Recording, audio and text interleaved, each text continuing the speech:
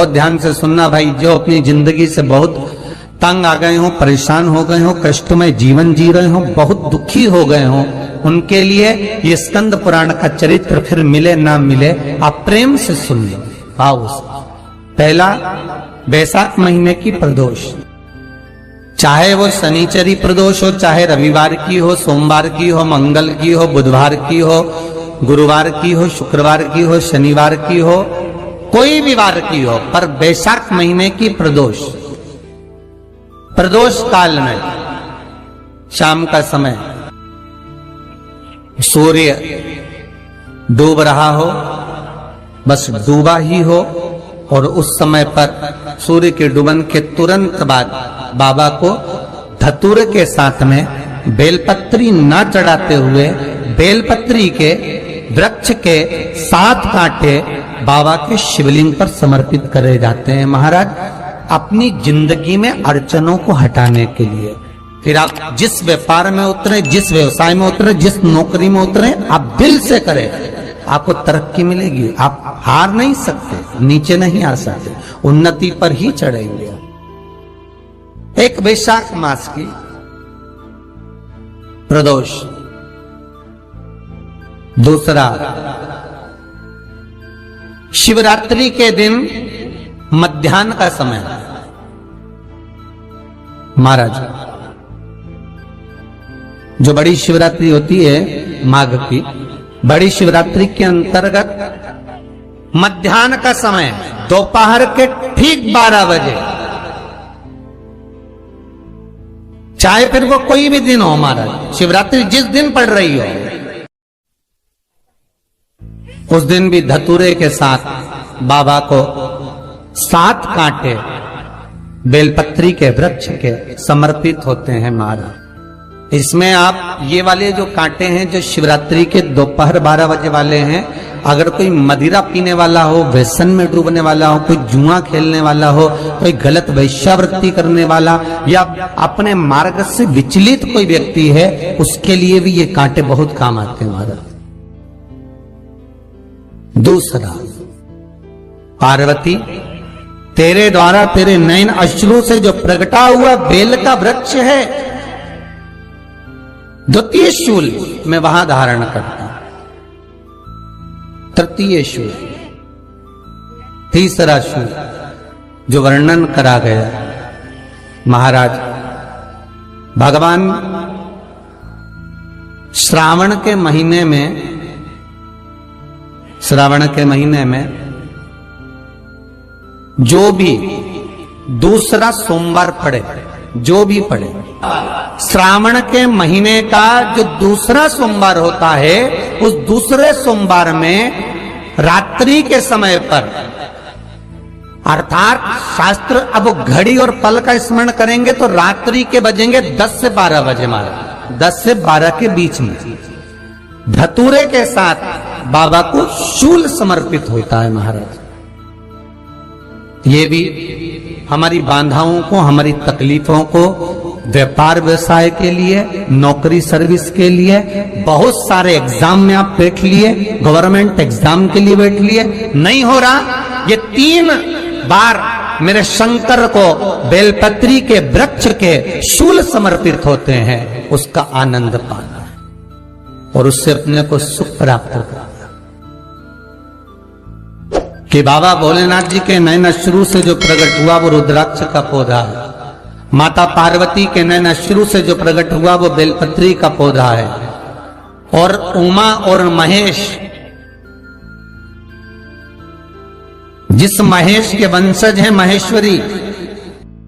जिनकी 12 खाम प्रगटी है भगवान महेश के द्वारा, वो महेश उमा, उमा और महेश का जो चरित्र है कि उमा और महेश का जब प्रागट्य हुआ, उमा और महेश जब दोनों आनंद में विभोर होकर जब चलते हैं, और दोनों के बैठने से तप मुद्रा से जो पौधा उत्पन्न होता है वो शमी का पौधा है, शमी का पौधा। तो एक बात ध्यान रखिए, शिव जी के द्वारा जो निर्मित हुआ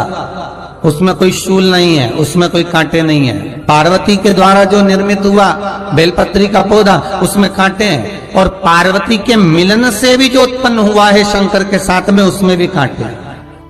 शमी के पौधे में भी कांटे, शमी के वृक्ष में भी कांटे। तो पार्वती जी स्कंद पुराण में प्रश्न कर रही हैं भोलेनाथ जी से कि प्रभु मुझे ये बताओ कि आपके द्वारा जो निर्मित हुआ उसमें शूलता नहीं है, पर मेरे द्वारा जो निर्मित हुआ उसमें शूल क्यों आया है, उसमें कांटा क्यों आया है? थोड़ा सा माताओं, मेरी जीजियों, आपको थोड़ा बुरा तो लगेगा इस प्रसंग को सुनकर, पर लग जाए, पर आज कथा निकली है तो सुन लो, है कि शिवजी जिस रुद्राक्ष को उत्पन्न कर रहे हैं उसमें शूलता नहीं है, पर पार्वती जी जो संग में मिली हैं उसमें भी शूलता है, और पार्वती के द्वारा जो प्रकट हुआ बेलपत्र उसमें भी शूलता है। तो भगवान महादेव बोलते हैं, पार्वती मैं तुझे कुछ कहूं और कहने पर तुझे तेरे हृदय में कोई बात चुभे, शूल लगे तो मुझे ठीक नहीं लगेगा। नहीं नहीं नहीं, आप कहिए प्रभु, मैं सुनने के लिए तैयार हूं, आप तो बोलो कि कारण क्या है। भगवान कहते हैं, पार्वती बस अंतर इतना है, नारी का जो स्वभाव होता है, स्त्री का जो स्वभाव होता है, उसके हृदय में छोटी छोटी बात के शूल बहुत होते हैं। जेठानी ने ये कह दिया, देवरानी ने ये कह दिया,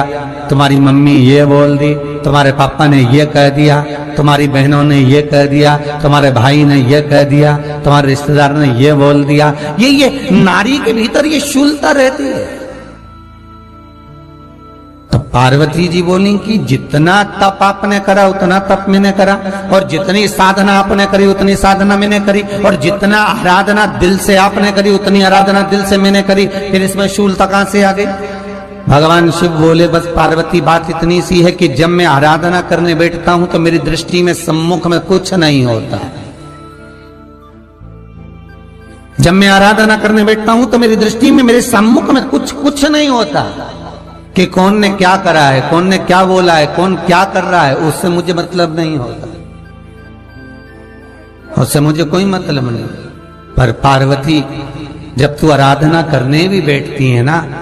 तो तेरी चित्त वृत्ति में कहीं ना कहीं किसी ना किसी रूप में कोई शूल आ ही जाता है।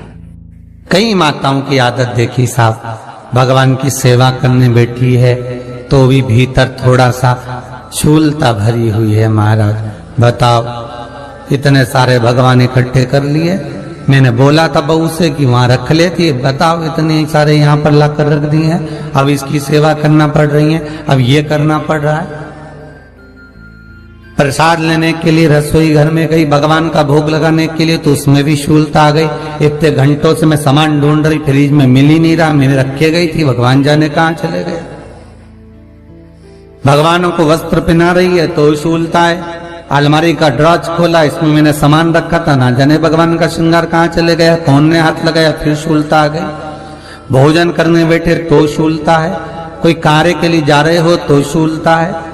अर्थात कहीं ना कहीं नारी के जीवन में शूलता बनी हुई है। और पार्वती जब तुम भजन करो, तप करो, साधना करो, भक्ति करो, उसमें शूलता नहीं होना चाहिए। पार्वती जी ने कहा, भोलेनाथ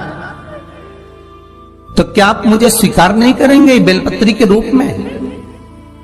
क्या मुझे स्वीकार नहीं करेंगे शमी पत्र के रूप में? पद्म पुराण, स्कंद पुराण, लिंग पुराण, नर्मदा पुराण और शिव महापुराण, ये सारी पुराणे वर्णन करती है। पार्वती जी का खंड आनंद वर्षित कर रहा है, वर्णन कर रहा है। पार्वती खंड वर्णन कर रहा है, सती खंड वर्णन कर रहा है, उमा संहिता वर्णन कर रही है। क्या आप मेरा ये बेलपत्र का स्वरूप आप धारण नहीं करेंगे? इसमें शूलता इसलिए भगवान कहते हैं नहीं नहीं, धारण तो करूंगा पर शूल धारण नहीं करूंगा, मैं शूल धारण नहीं करूंगा। मतलब बेलपत्री में जो कांटे लगे रहते हैं बेलपत्री की, उस डाली के अंदर जो कांटे शूल रहते हैं, भगवान शिव वो धारण नहीं करते। आप उस बेलपत्री को आप बड़े प्रेम से, आनंद से पत्ते को निकाल लीजिए, तोड़ लीजिए, उतार लीजिए और फिर भगवान को वो प्रेम से समर्पित करो तो भगवान स्वीकार करना। पर भोलेनाथ, ये बेलपत्री का जो वृक्ष है मेरे नयन अश्रु से उत्पन्न हुआ है, मेरे द्वारा उत्पन्न हुआ है, फिर तो इन कांटों की कोई महत्वता ही नहीं है, इन शूल की कोई महत्वता नहीं है। पार्वती केवल 3 दिन ऐसे रहेंगे, 3 बार